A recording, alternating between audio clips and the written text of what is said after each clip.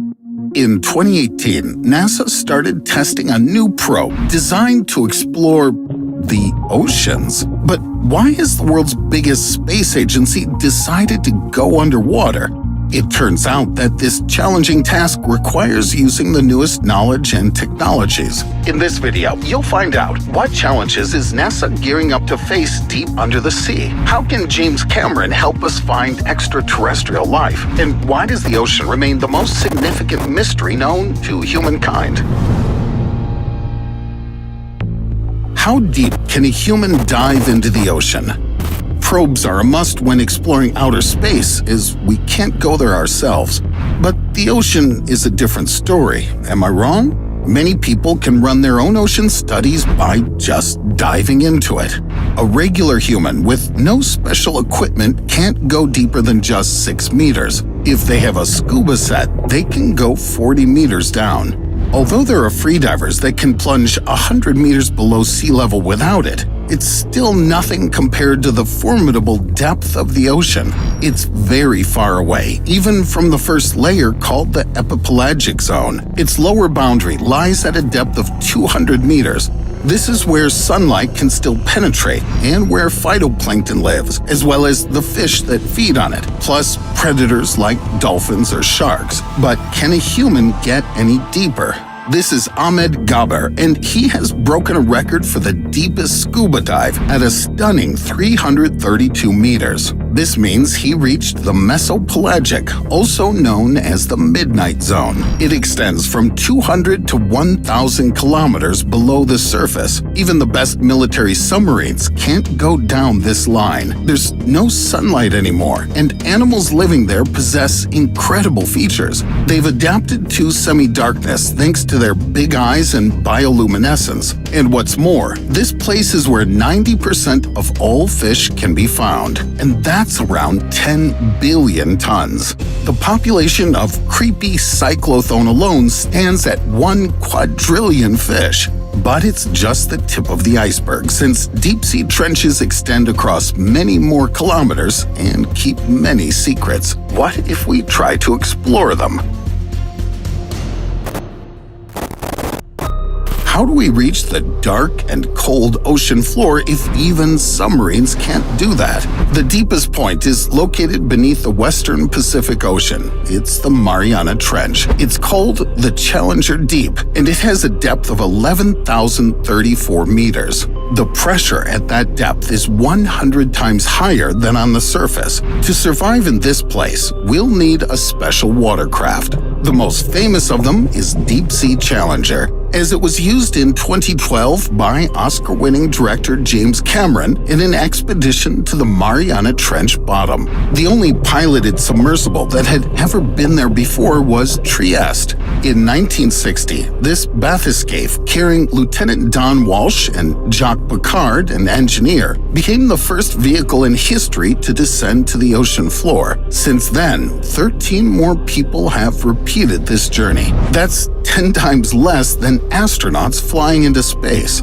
The deepest region of the ocean is called the Hadal Zone. It stretches from the 6-kilometer point and down to the very bottom of oceanic trenches. Life forms that have adjusted to existing in such a place look like a product of some mad imagination. For example, these disco jellies, or this snailfish that resembles a water dragon, or these fish that belong to the genus of Ophidion and look as though they've been turned inside out. Scientists haven't used piloted vehicles, but rather modern and remotely controlled ones to study them closely. They can descend to the maximum depths and stay there for a long time while receiving commands via long cables, but even they sometimes fail to withstand severe conditions specific to the ocean floor. In many ways, they're even more dangerous than those of outer space.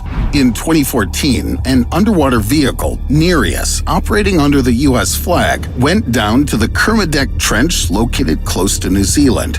It was simply torn apart at a depth of around 10 kilometers because of high pressure. At that time, it was the only functioning watercraft designed for such missions. Losing it caused a long hiatus in related studies and stalled progress. It seems that we've tried to bite off more than we could chew. But there are other oceans in this world too, and they're even more inaccessible and hostile. Why are extraterrestrial oceans much more mysterious than our own? The surface of Europa, Jupiter's satellite, is composed of water ice. According to scientists, this ice sheet has a thickness between 15 and 25 kilometers, and under it, there's an ocean.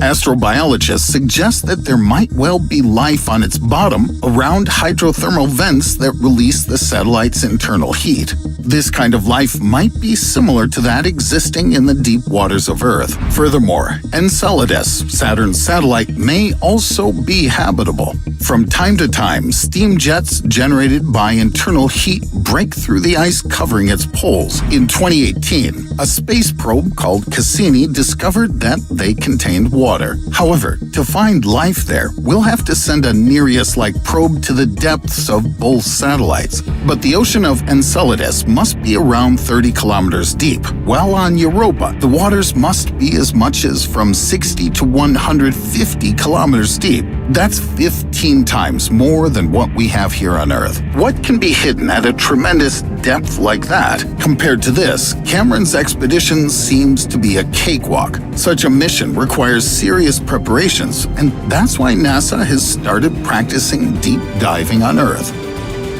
So how is the space agency going to explore the mysterious ocean pits of our planet? We've entered the coastal water with scuba sets. We've reached the depths in bathyscaves, and yet we don't really know what lies in most of the water territory.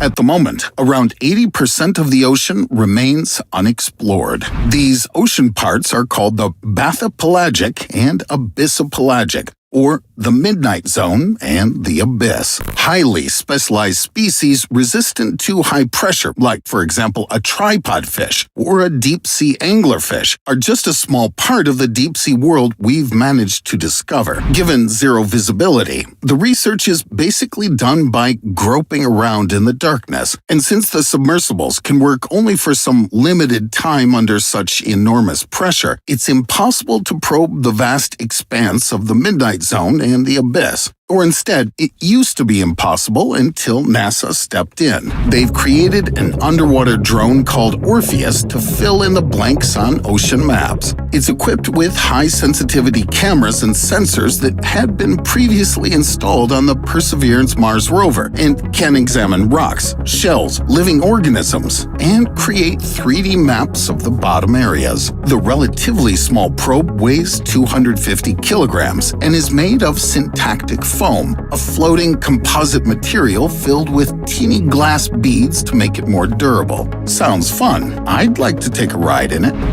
And its powerful flashlight helps it save energy and take high-quality pictures. At the same time, many details for the Orpheus were taken from the bathyscaphe used by James Cameron to go down the Mariana Trench. I guess it means that we're going to witness mysterious creatures getting discovered very soon. Who knows how many of them lurk in the obscure world of the oceans?